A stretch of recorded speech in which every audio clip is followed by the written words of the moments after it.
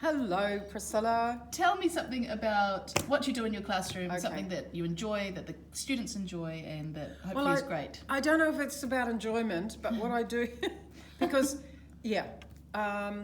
what I found it to be really effective for every single level is so simple, is that when they come into the class, at the beginning of the class, and I have to take the role, and I use that time to revise, practice, extend, do whatever depending on the level. Mm-hmm.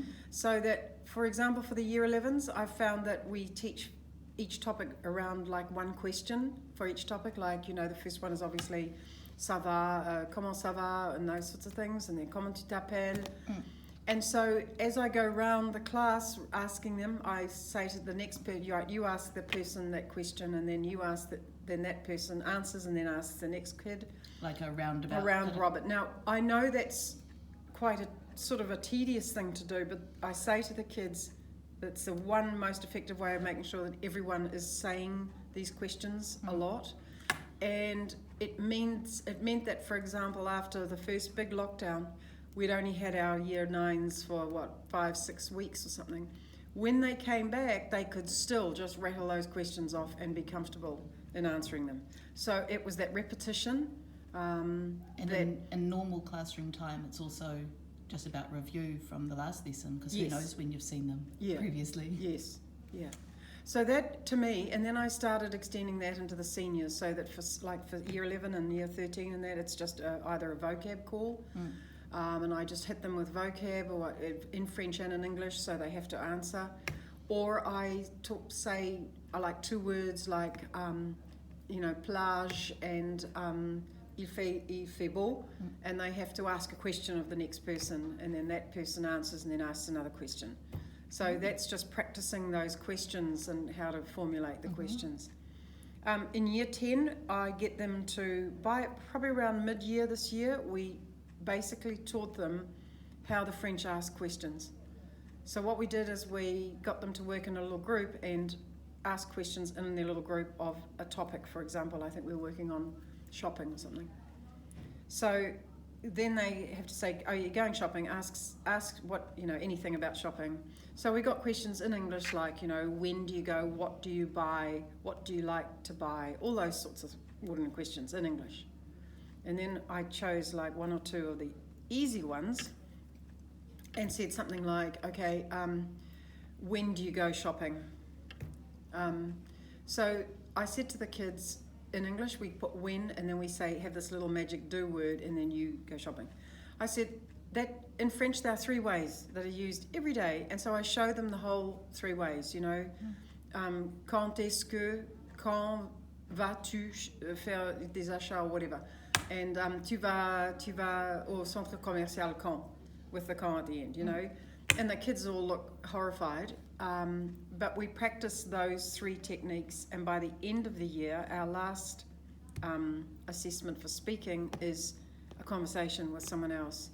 And by the time we got round to preparing those questions, they just were able to just ask questions in all of those formats, which was great, because I know coming into Year 11 that they've already got that sort of idea that the French, It's so easy to forget the questions, isn't it? Because I think at the beginning, like in Year 9, for example, we're always about question, answer, and then suddenly we're teaching so many words. Yes. And then what can you do with those words if you're just teaching words, nouns and words? So the importance of questions. So because now I do conversations at every level, because I think that has really given the kids a lot more feeling like they actually know how to speak the language. And I think starting at Year 9 with what I call, they all have a questions page, so that I say, right, next topic, right, turn to your questions page, this is your next question. So when they do assessments, when they do anything, they say, right, we're doing these questions from the questions page, and they've all got them written there. So, and they've practiced them in class all the time. Not all the time, it's not every roll call, it's but the majority would do that. They learn to sit, wait for their turn, and not talk and not put other people off, and I don't think there's enough of that in school at the moment. And also it's really, not all about them, it's about everyone learning together and helping each other. And also for you, from a check point of view, it's a nice, clear way of making sure everyone has spoken. Yes. Because otherwise, there's always kids who will shut up and never won't open say their anything. mouth. The kids in my class, my own class, know that every period they're all going to say at least answer one question or say something once, because I just keep nailing them. Which all has the to time. be your base limit, doesn't it? Really, it has to be. Otherwise, Otherwise, kids are sitting in class saying nothing. Yeah. I think it's a technique that needs to be brought more into like even our English classes and our maths classes, so that everyone in the class knows they could be asked the question. Has participated and contributed. Yeah, well, I mean, the thing is, kids learn not to do anything. Yeah. And I don't blame them, because if I was in a maths class and someone asked me questions, I'd have a nervous breakdown. But if I had been made to participate, at being not so good at maths, I might have been better. Who knows? Yeah, if you're being called. It's like the, what are they called in France? The tests. Oh, what are they called? The improvised... Control. These that thing. Those tests, that the control that are just, guaranteeing that the students are learning. Those things. Yeah, I do know. You'll have to bring in the word. Yeah.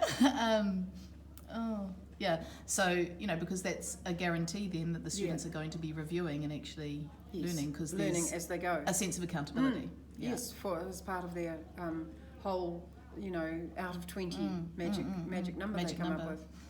But so those are the things that there are, and there are two other sort of things that when I was thinking about this, that it comes down to making life easier for teachers to. We refer to things like the bird tree for past participle verb, because I found this fabulous little bird tree. Bird tree. So it came from this came from an correspondence school thing ages ago. Yeah. And it's all the past participles, all the irregular past participles. And all the different groups of them. In a tree. Yeah. So we refer to this tree and we always say it's a bird tree, and they instantly have a vision of the bird tree and they know it's a weird one. So it saves a lot of dialogue. It saves a lot of, I say, right, revise your bird tree.